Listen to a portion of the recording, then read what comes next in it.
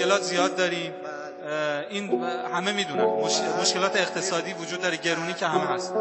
با این وجود میخوام بدونم که آمریکا تونسته تو این چند سال ملت بزرگ ایران رو به زانو در بیاره یا نه؟ نه خیر.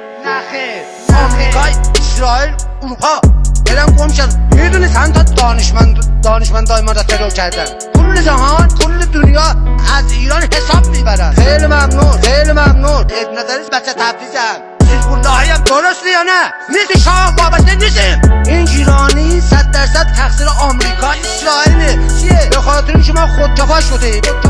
به خاطر اینکه میخوایم رو پای خودمون وایسیم. فهمیدی؟ ایران زنجید. به خاطر همین تمام شد و سلام.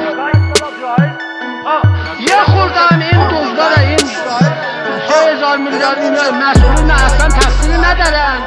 درسته یه خود گیرونی هست که قربانه آره من ابن دریس چیه؟